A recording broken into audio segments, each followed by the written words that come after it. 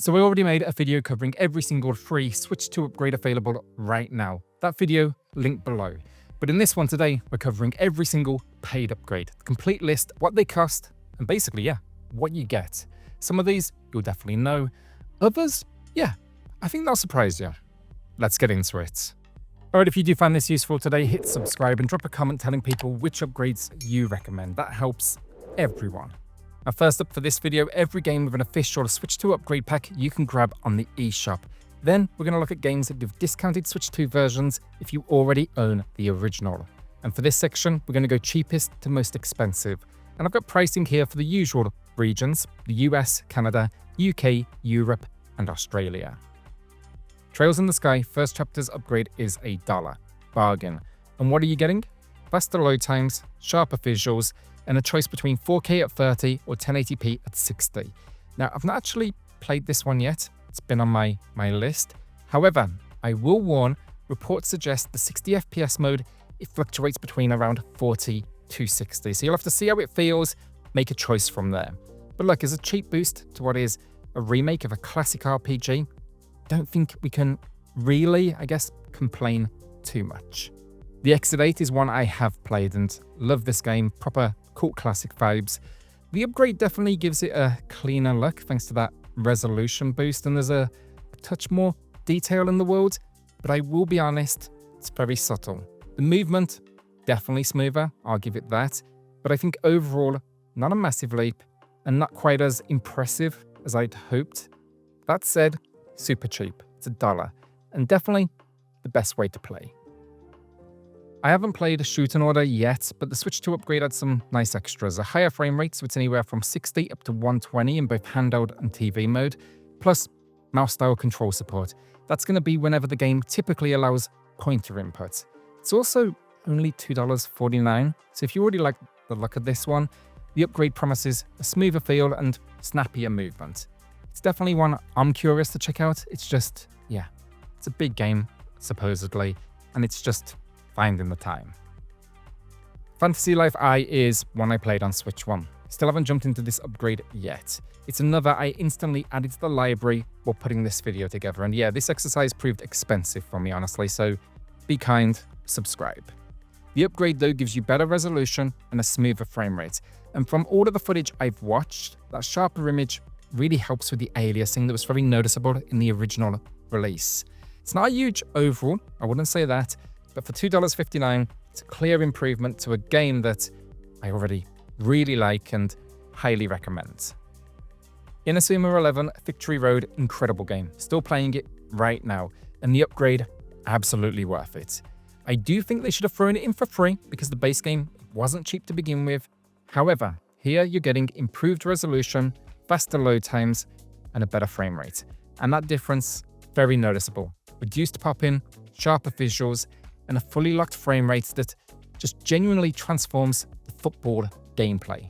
If you go back to the Switch 1 build, that lag instantly obvious, and this just now feels right. So it's a long RPG too, so you'll easily get your money's worth when this one costs you $2.59. KUUKIYOMI 4 consider it is probably the weirdest game on the list today, but it's a really fun series, don't overlook it. It's also easy to look at it and think it doesn't need an upgrade, and to a point, it's true, I guess, but a resolution bump does make everything here look cleaner, and this one actually adds new content. You get 2 new Joy-Con modes. It's consider it with 1 mouse, a set of 20 situations, judged on your mouse style control skills, and consider it with 2 mouses, which is 5 score-based minigames using both controllers. You can also then compete with friends, family, or just your other hand. It's weird, it's unique, and for $4.99, it's a fun little upgrade for a more unique game that I was happy to support. Broken Sword, Shadow of the Templars, I grabbed this instantly because, I've loved this series since childhood. Really want more point and clicks on Switch 2 as well, so I'm speaking with my cash. The big win is exactly what you'd expect here though. Mouse-styled controls with the Joy-Con. Childhood Alex loves that. And the visuals, still gorgeous, of course, but now at 4K docked or 1080p handheld. For $4.99, it genuinely feels now like the definitive edition. Now, could it have been free? Honestly, yes. It's a niche genre, and the biggest fans, they already brought it day one. You know, I can't imagine this is bringing more people in, but I'll happily support this one if it means we get more Broken Sword on Switch 2. Plus, realistically, look, you can make that same argument for a lot of games on this list. A-Train All Aboard Tourism is getting its Switch 2 upgrade very soon, and I wanted this list today to be complete for 2025, so it makes the cut. Now, obviously, cannot comment on the results just yet, but the promise is solid. Improved graphics and frame rate, mouse style control with a Joy-Con or a USB mouse, autosave, not really sure what they mean by that, a game chat, and even a new mode that lets you place loads more trains and vehicles. And as a note here, I've not played the base game yet, but the idea of a full train management sim, it just intrigues me. I'm actually debating whether to part with the cash and cover it or wait for that next sale. This upgrade though, $6.99, I think for fans, probably a worthy investment, but please, if you've played it, I'd love to hear your opinions in the comments. Metroid Prime 4 Beyond is a night and day difference over the Switch 1 build, and that version, incredibly solid considering the age of the hardware. Here though, on Switch 2, wow. Visually, it is absolutely stunning. Easily one of the best looking games Nintendo they've ever released. You also though get mouse style controls and 2 visual performance options. Quality mode at 4K 60 or performance mode at 1080p 120. And those same frame rate options, they carry over in handheld with the resolution reduced. Both modes then use HDR to great effect. Think reflections or suit lighting, it looks unreal. And for $9.99, yeah, this one is a showcase upgrade. Overcooked 2 is $9.99 to upgrade, and the big win here, it's got to be 4K 60 gameplay. It's just immediately sharper, especially if you mainly play on the TV, like I do when it comes to these kind of multiplayer games. It also then adds camera play and game share support, which is a big deal because it just makes it even easier for people to get involved. And you also then get an exclusive chef for the Switch 2 as well, the Platinum Platypus. Now look, it's not a huge overall, but if Overcooked lives in your living room, this bump, yeah, it's a nice way to polish what is a classic party staple. Pokémon ZA, saying it the English way, gets exactly the upgrade fans wanted, 60 FPS instead of 30, plus a higher resolution that cuts way down on the jagged edges. It's not the most detailed world, honestly, and it still feels a little lifeless, but the sharper image and a better draw distance definitely makes a big difference to how just clean everything here looks. Load times then quicker, as you'd expect on Switch 2, and really, like most of the games around this $9.99 mark today, for fans, this one's probably an easy yes, because overall, look, it's definitely a better way to play. Hello Kitty Island Adventure is one I cannot comment on. I was offered a code to cover it and probably should have taken it because I doubt there's a ton of coverage out there. But the upgrade here promises higher frame rates, increased resolution, camera play, and mouse style controls. Now, I'm not a camera play person myself, but it actually seems like a perfect fit here. So if you've tried this one already, let us know below. For $9.99, is it worth it? Civilization 7, I've already covered on the channel, and honestly, look, if you're a fan, just buy it. This is a massive upgrade. Visually, it's a game changer. Sharper resolution, higher detail assets, and a more stable frame rate. You also then get mouse style controls, and this might be one of the best showcases of that system. Plus, you can play on bigger maps that the Switch 1 version simply couldn't handle. There's even game chat support. Look, for a game that you can sink hundreds of hours into, $9.99 is an easy yes from me. You can even pick between 4K at 30 or 1080p at 60, so yeah, whichever you value more. Romancing Saga 2 Revenge of the Seven is another one I covered, and honestly, I don't think Square Enix fully knows how they want to handle upgrades just yet. You know, this one's paid, Dragon Quest 3 was free, Octopath Zero has no upgrade path at all, and that's not a dig, it's kind of the same story across publishers right now. What I will say though is, I think this upgrade is worth it in 2 scenarios. You haven't played it yet, or you're happy to replay what is a huge RPG. Because it looks lovely on Switch 2. There's a higher resolution, the frame rate is aiming for and mostly hitting 60, and load times noticeably faster, which is great in a game with a ton of transitions. It is a big adventure though, so look, if you're diving in or diving back in, I will say I think $9.99 feels fair. Breath of the Wild gets improved performance, a higher resolution, and HDR support, plus compatibility with Zelda notes via the Nintendo Switch app if that's your thing. Tears of the Kingdom, the same upgrade treatments. Now both games, absolutely, they look their best on Switch 2. They were already gorgeous, but now they're cleaner, brighter, they just feel more premium. I really appreciated the more stable frame rate, especially in Tears, but the upgrade that hit me hardest is actually Breath of the Wild. Something about it just feels like a true upgrade, while Tears feels more like a nice bit of polish, if I had to pick a description. Then they're $9.99 each and absolutely worth it, don't even question it. But if you have a Nintendo Switch Online plus expansion pack membership, you can add both of these to your library for free as part of that subscription, and that's going to be a lot of you. So if that's the case, definitely give them a look. The only thing I can't comment on in regards to these upgrades is the Zelda Notes business.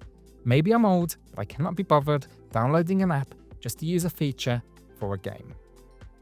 Sonic Racing CrossWorlds I just covered, and honestly, this might be one of the biggest upgrades we've had so far. It genuinely looks like a different game. That jump from 30 to 60 frames per second, it just transforms the handling completely. And suddenly, this isn't just a competent kart racer anymore. I think it's a real competitor for Mario Kart. The tracks look cleaner, textures have way more detail, the higher resolution just makes this whole thing pop. It is just a stunning upgrade all around and absolutely worth it. It costs $10, though it did launch with a discount down to $5, so I wouldn't be surprised to see similar offers in the future. You know, I think like any backlog purchase, if you're not planning to dive into any of these straight away, maybe wait for a sale. You know, these prices, well, you'd hope they're not going to go up, but they might go down. But look, if you do want the best version, Sonic Racing CrossWorlds, this is it. Story of Seasons Grand Bazaar I haven't played, so I can't really comment myself. The upgrade promises higher resolution, improved frame rates, and mouse style controls. That should, in theory, make managing a farm easier. Now it's $10, so if you've played this version already, let us know in the comments whether it's worth it. Tamagotchi Plaza adds 3 new shops, so basically 3 new minigames. One of them is a dentist, but all of these exclusive to the Switch 2 because they're mouse controlled. You also then get a resolution boost, though there's actually no real mention here of frame rate changes or really deeper upgrades beyond that. It's also $10, which kind of sounds a little expensive for 3 shops, but like you tell me, if you spent time in this world, is it worth it? Rune Factory Guardians of Azuma is our last $10 upgrade, and it was a launch day game, and yeah, I recommend this one easily. Now, I've played both the Switch 1 and Switch 2 versions, and honestly, like the Switch 1 build impressed me. But this world clearly pushes that hardware hard. Switch 2 stabilizes the frame rate, bumps the resolution, improves pop-in, and just makes the whole thing look far more impressive. You also get mouse-style controls. So like if you enjoyed the base version, this upgrade absolutely just makes it feel like the version it should be. Now then we get to the 2 most expensive upgrades available right now before we do jump into the more unusual ones. First up, Kirby and the Forgotten Land. This is $19.99. You get a resolution bump that makes what is an already beautiful game look cleaner. The sharpness works well with Kirby's art direction. It's definitely not a game changer, but things like the particle effects, the lighting, it shines here. But the real reason this one costs more is the extra content. There's a whole new mini campaign called Star-Crossed World. I really enjoyed it, but it's short. It's around 3.5 hours, and that did disappoint me a little. So I'll be honest, I had no intention of replaying the base game, so $20 for just a few hours felt a bit steep. However, like if you've never played Kirby and the Forgotten Land, incredible game, and by far the best and definitive way to experience it. Then Mario Party Jamboree, also $19.99, and it's a similar idea. You're actually paying for new experiences here, not just sharper visuals. You get Jamboree TV, that's a new mode that's exclusive to Switch 2. It supports mouse-style controls, microphone, even USB-C camera. Now with camera play, players literally appear within the game. And there's game share support as well, so easy, local multiplayer. Resolution then gets a bump to 1440p in TV mode and 1080p handheld, so everything looks cleaner. I will say though, the structure's a bit odd. Jamboree TV is totally separate from the main game, so the new minigames do not appear on the main boards. Also, the Bowser mode, it's like game show, didn't do it for me. But I do play Mario Party quite a bit, and the mouse-based game's genuinely great fun, especially the roller coaster where you're shooting enemies on the way around. So yeah, I think I've got my money's worth, but just like Overcooked 2, it's really going to come down to how often do you have Mario Party in rotation. Last up then, 3 unusual upgrades. No upgrade packs for these, but if you own the original game, you get a huge discount on the Switch 2 version, and because it's a separate install, you actually end up with 2 copies of the game. Now pricing, tricky to show for every region, so I'm going to stick to the US, just assume it's your regional equivalent. First, the Tourist. You get 75% off the Switch 2 build if you own it on Switch 1. And honestly, well worth it. It's now 4K at 60 instead of 1080p.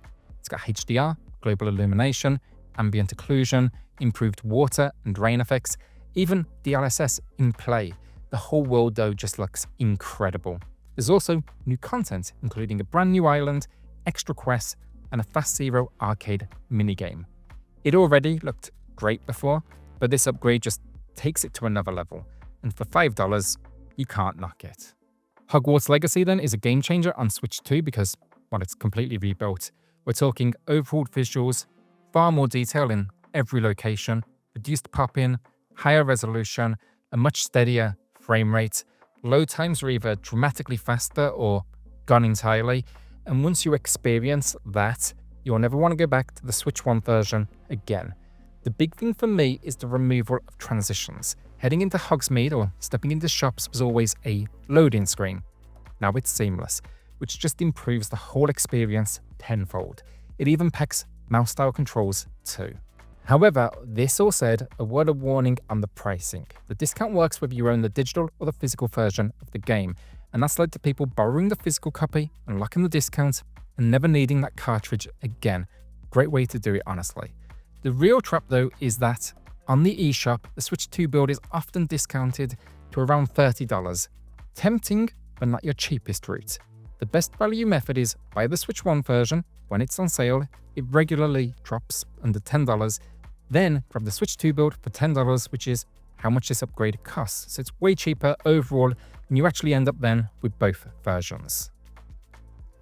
Finally, Yakuza Kiwami, and this is the same situation. If you own the Switch 1 game, you get a discount on the Switch 2 build, 66% off, takes it down to $10. It is well worth it.